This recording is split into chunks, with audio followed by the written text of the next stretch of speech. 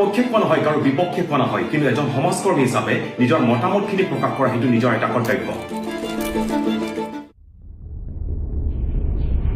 আমি সকলোৱে দেখিছো সময়ে সময়ে বহু প্ৰতিবাদ হল ৰাজপথ উত্তাল হল কিছুদিন পূৰ্বে কাৰ্বি আংলঙত গৌৰৱ গগৈৰ ভ্ৰমণক লৈ বহু প্ৰতিবাদ হল তেওঁ কাৰ্বি আংলং সাহিত্য সাহিত্য পৰিষদৰ মুখ্য কাৰ্যবাহী সদস্য তুলিৰাম মহাঙৰ 200 কোটি টকীয়া অট্টালিকা সম্পৰ্কে তদন্ত হওক বুলি সমালোচনা কৰা তেখেতক অনা অসমীয়া অৰ্থাৎ এন্টি ট্ৰাইবেল আখ্যানো দিয়া হল বিভিন্ন দল সংগঠনে অসমৰ বহুতো দল সংগঠন বহুতো জ্যেষ্ঠ নেতাই তেওঁলোকে প্ৰতিবাদ কৰিছে তেওঁলোকে ৰাজপথ উত্তাল কৰিলে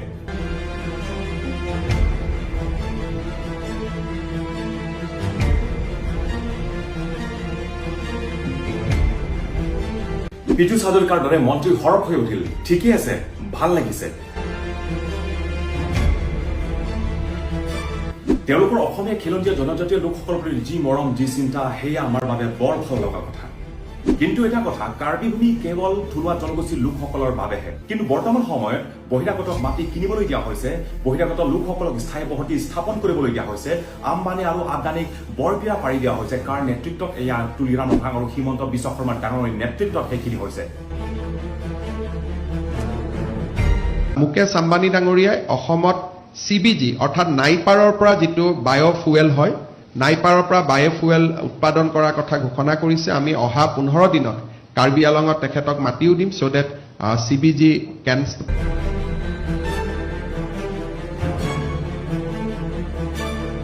তেনেতে কাৰ্বি আংলঙৰ প্ৰায় 30-40% মাটি বহিৰাগত লোকসকলে গোটেইখিনি দখল কৰা হয় কাৰ্বি আংলঙত বহিৰাগত লোকসকলৰ দপদপনি চলে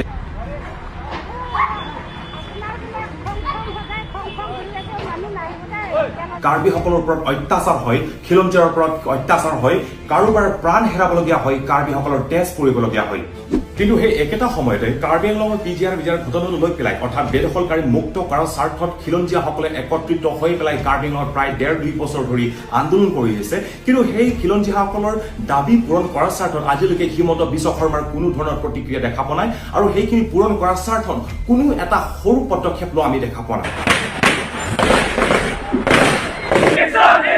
We want bigger realization!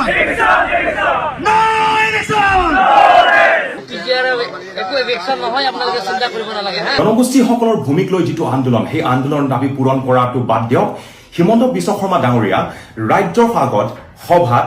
মাছমজিয়াত 6 এৰিয়াত জনজাতীয় লোকসকলে মাটি কিনিব পৰা হ'ব লাগে তাতো 15 দিনৰ ভিতৰত ইস্যু কৰিব পৰা হ'ব লাগে বুলি তেনেকুৱা ধৰণৰ মন্তব্য প্ৰকাশ কৰে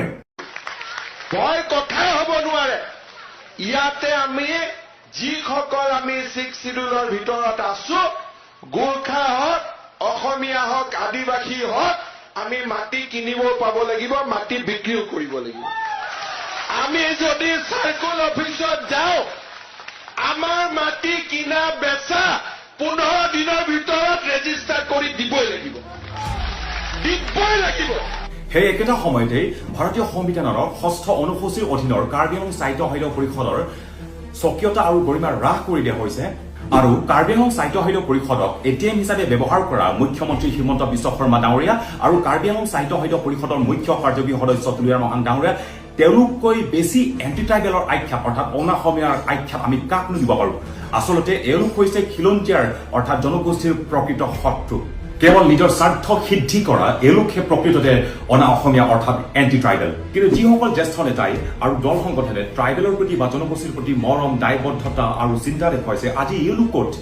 এওঁলোক আজি নিৰ্বিকাৰ কিয় হিমন্ত বিশ্ব শৰ্মা আৰু তুলিৰাম মহাঙৰ নিচিনা এন্টি ট্ৰাইবেল অৰ্থাৎ অনা অসমীয়া আখ্যাত দিব পৰা ব্যক্তিসকলক তেওঁলোক ৰাজপথ উত্তাল কৰিব কেতিয়া আহিব এতিয়া কাৰ্বি আংলঙত চৌপাশে দুৰ্নীতি কেলেংকাৰী থলুৱাৰ মাজত বিভাজন থলুৱাৰ আৱেগক লৈ ৰাজনীতি আৰু কৰবাত যুৱ সমাজক দমন কৰি ৰখা বাক ৰুদ্ধ কৰিবলৈ কৰা চেষ্টা কোনো জ্যেষ্ঠ নেতাই দেখা পোৱা নাইনে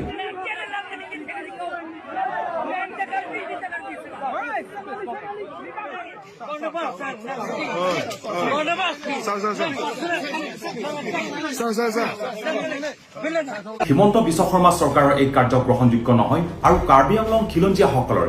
বহিৰাগতৰ উচ্ছেদ ইয়াতো হওক আৰু আমাৰ প্ৰতি সমদৃষ্টি ৰখা হওক শেষত সুধাকণ্ঠ ডক্টৰ ভূপেন হাজৰিকাৰ ভাষাৰে কওঁ আজিৰ অসমীয়াই নিজক নবচালে অসমতেই মগনীয়া হ'ব নমস্কাৰ